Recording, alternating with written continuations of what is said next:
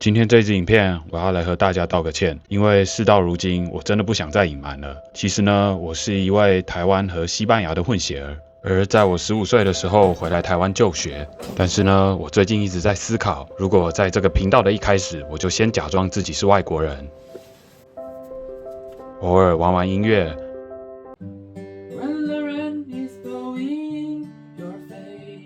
然后先开始吃臭豆腐。¿Qué es esta comida？ 臭豆腐，臭豆腐，臭豆腐。再喝个珍珠奶茶。接着呢，再点评一下台湾，并表达我的热爱。Wow, and Taiwan's building is really special. I like it. 如果我做的是以上这些内容，而不是一开始就在那里疯狂的伏地挺身，不晓得现在会是什么样的一个光景呢？嘿，各位，我179，刚刚各位看到的所有内容啊，都是发生在另一个平行宇宙的事情。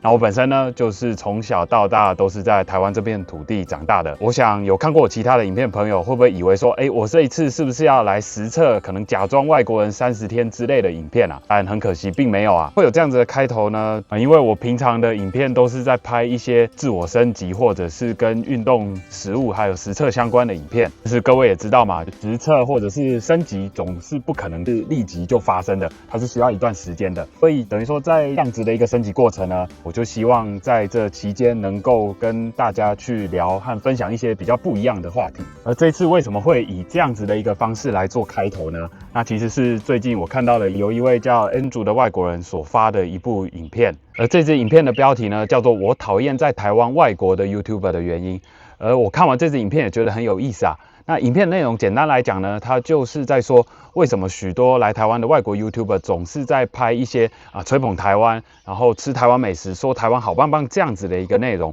而他认为呢，如果真的是想要宣传台湾，真的喜欢台湾的话，应该是用别的方式来呈现。那更详细的内容，我认为大家也可以去这支影片看看。所以这边呢，其实我认为讲精确一点，就我的观察来看的话，应该是说许多的外国 YouTuber 要打入台湾市场的一个起手式啊，就是去尝台湾的美食，吃臭豆腐，喝珍奶，然后说台湾好棒棒，然后去介绍台湾人自己都玩到烂，然后觉得没有很好玩的一些景点。所以我觉得我们应该要思考的是说，为何这样子的一个起手式，这么多年下来，始终还是这么的有效，这么的有用？那在这边呢，我主要想说的是，我认为这些外国 YouTuber 拍这样子的内容，其实是非常正常的。那这边举个例子好了，那假设今天有一条街呢，同样是卖油条还有吉拿棒。那很明显的吉拿棒就是卖的比油条还要好，非常多。大部分的人都会跑去卖吉拿棒，因为这些外国 YouTuber 也是要来台湾生活，他们也是得混口饭吃嘛。那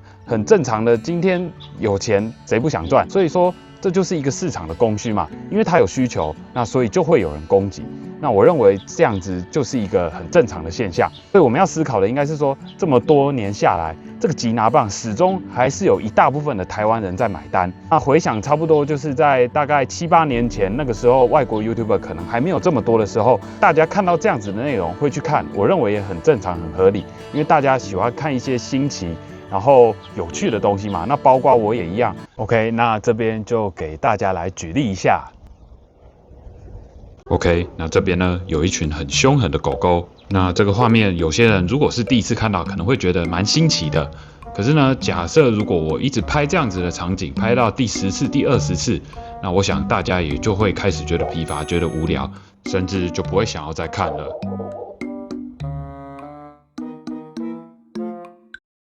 所以现在我们要想的是说，都已经过了这么久了，为何这样子的内容始终还是有这么多人会去买单呢？嘿 Google， 为什么台湾人这么喜欢看外国 YouTuber 称赞台湾呢？台湾人喜欢看外国 YouTuber 称赞台湾，有以下几个可能的原因：文化认同与肯定。台湾在国际社会上的处境较为特殊，因此当看到外国人对台湾的文化、美食、人情味等给予正面评价时，会感到一种被认同和肯定的满足感。这种肯定有助于提升台湾人的文化自信，并对自己的国家感到骄傲。所以呢，当你把这个问题拿去问 AI 的话，你可以得到一个答案，就是说，因为台湾在国际政治上的处境和地位比较特殊，又比较尴尬，所以台湾人就会希望能够得到就是其他国人的认同。OK， 那这或许是一个原因啊。但是呢，如果我们就说一个人常常需要通过就是别人的肯定或者是赞美才会得到满足，才会觉得比较有安全感的话，那我们可能就会说这样子是一个比较没有自信，或者是说比较自卑的一个人。我认为呢，国际的政治因素是其中一项原因，但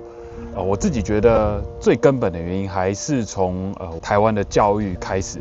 那不知道大家有没有这样子的经验，就是从小不论是你在课业上，或者是运动，或者是其他各方面，就是从我们的家长到学校，总是会传达我们一个观念，就是说考得好成绩，很多东西你做得好就是理所当然。然后呢，你做不好，你达不到一个标准，就代表说是你不够努力，你不够用心。所以在我的记忆中啊，就是在我那个还有体罚的年代啊，会遇过这样子的状况，就是老师就说这次的考试以90分为标准，然后没有达到的话，就是少1分打一下。那不晓得各位有没有这样子的经验啊 ？OK， 那或许现在已经没有体罚了，但我认为应该还是会遇到这样子的一个状况，就一样是某次考完试，然后老师直接对学生说，那在这次的考试里面呢，如果没有考到90分的同学，就应该要好好检讨了。其实这样子的一个说法，我们仔细去思考的话，他不但连就是考得好的同学他没有鼓励到以外，他又再一次打击了一次那些考不好的学生。但是呢，其实是在同样的场景，只要换一个说法，就能够去改变这整个状况。老师只要就很直接的称赞去鼓励说，这次有考到90分以上的同学做得很好，非常的棒。这样子不但是有考好的学生他有被鼓励到，然后考不好的同学他也不会再次被打击。那或许也更可能因为这样子，考不好的同学会因为想要被称赞，想要得到奖励，他就会更努力的去朝这个好的方向去迈进。而国外的方式呢，相对的，他们就是以鼓励的方法，相信这个大家也不陌生，就是你表现得好，你做得好，就会很直接的鼓励或者是称赞你。OK， 那这边呢，我也不讲那么多，我就直接举一个例子，我相信大家应该就能很好的明白。那在国外有一位很有名的主厨叫做戈登拉姆齐，那相信应该也蛮多人认识的，他就是以毒嘴和臭嘴把人骂到崩溃闻名。I've got raw pasta. Look at it. It's standing up straight. Look, madam. Every lobster you sent me tonight has been undercooked, overcooked. Now that's raw. 可是大家如果有去看他的节目，就会知道说，他虽然嘴这个毒归毒啊，可是当他旗下有员工，旗下他的团队有人表现得好的时候，他也是很直接的称赞。Absolutely beautiful. Tonight was extraordinary. Yes, really well done. Thanks. Yes, thanks. 那你也不会觉得这样子的称赞好像很虚伪，或者是说让人觉得很别扭，你就会觉得说，他就是在因为你做得好，所以他很直接称赞你，你会觉得这一切就是非常的自然，也非常的合理。OK， 那再回到台湾的教育啊。那除了是以这种扣分的方式来对一个人做评分以外呢，那从小我们的教育，我觉得甚至是从家庭，不论从家庭到学校，也一直在灌输我们说我们待人要和气，做人要谦虚。那我认为就是在整个这样子的氛围的一个加成之下，要一个人，然后他出了社会以后，要非常的有自信，我觉得这是非常困难的。所以呢，我们也会常常看到许多街访外国人的影片，就问外国人说他们对台湾人有什么样的看法。那大部分呢，我们很常就听到一个形容啊，就是说台湾人比较害羞，比较没有自信，然后或者会说他们很友善等等这样子的词汇来形容台湾人。但我觉得其实他们讲的都蛮隐晦的，其实讲直接一点，就是台湾人真的就是比较自卑一点。而这样子的一个现象呢，其实我认为就是可以当我们有机会和外国人互动的时候，可以体现出来。那不知道各位有没有这样子的经验啊？那至少我以前是有过，就是当我们在和外国人沟通的时候，因为我的英文就是没有那么好，我会觉得说，当我用我的破英文跟他沟通的时候，我会觉得非常的不好意思，我就觉得好像对对方是一种。就会下意识的觉得自己好像没有很礼貌，然后就会觉得有点退缩，就觉得说这样子好像不太好。但是呢，到了今天，我换个角度去思考一下这件事情，我就会觉得说，今天是在这片土地，然后他们都没有因为说他们不会讲中文而觉得别扭，或者是觉得不好意思。那为何我会觉得说，因为我的英文不好，可能因为你来问路或者是找我聊天，然后我就觉得说好像是我的不对这样子所以说应该这样讲，也不是说英文多不好，就是说或许我们都听得懂，可是有时候会因为我们的发音没有那么的标准，而觉得不好意思，好像就是有点不尊重对方。可是现在事后想一想，就觉得说，其实不应该是这样子想。充其量我们表达没有那么流利，或者是说发音没有那么标准，只是说让我们和对方之间的沟通没有那么顺利而已。其实它也并不是什么太大的问题。而我们可能也会常常听到有许多欧洲国家其实英文也不是这么普遍的，所以甚至有人去欧洲观光的时候，你想要跟一些摊贩去交流、去对谈，有的他们不会英文，甚至就是直接就不甩你了。而就我自己亲身的经验呢，就是像我之前在使用欧米 TV 这个国际的交友平台的时候，就是也蛮常会配对到一些就是拉丁美洲的朋友。那我们也知道嘛，拉丁美洲讲的是西语，所以说每当我配对到他们的时候，当然我就还是会先问他们说会不会讲英文。他们大部分其实你遇到拉丁美洲的人，他们都会跟你说他们只会讲一点点。OK， 那当我就是要用英文继续跟他们沟通下去的时候呢，他们这时候就会直接喊停，他们就会很清楚的表达去跟你说，要么你就跟我讲西班牙文，要么我们就停止这段对话。所以在刚开始其实碰到这样子的状况的时候，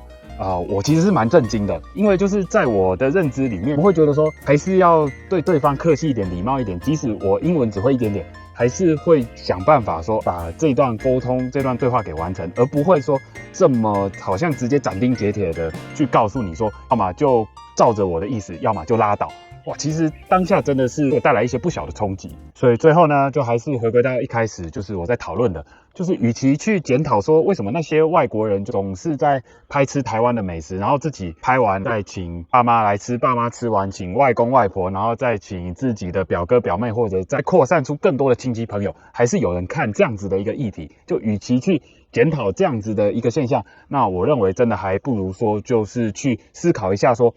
还是有那么一大部分的台湾民众会去买单这样子的一个现象。OK， 那就像前面查资料或者是问 AI， 国际议题确实是一个原因，但我觉得我们也不能都把原因全部都推到他的头上嘛。就像如果今天有人问你说为什么你会觉得自己有点自卑或是没有什么自信，你去回答说因为我们的这个国家的国际地位尴尬，那这样子回答好像也是怪怪的。我觉得其实最后还是得回归到个人，就是我们要怎么样能够让自己去变成一个有自信，应该是说先从不自卑，然后再变成一个有自信的人。那有自信也不用说到非常夸张的程度，我认为所需要到的程度呢，就是我们不会因为今天听到了别人的认同，然后就有心情非常大的起伏。别人给我们的肯定，我们当然就是给予尊重和感谢，但并不是说别人一称赞我们，或者是说外国人一称赞我们，然后我们就会觉得好像非常的欣慰，然后甚至说出谢谢你喜欢台湾这样子的一个话语。相信那这个有自信的这个部分，现在网络上的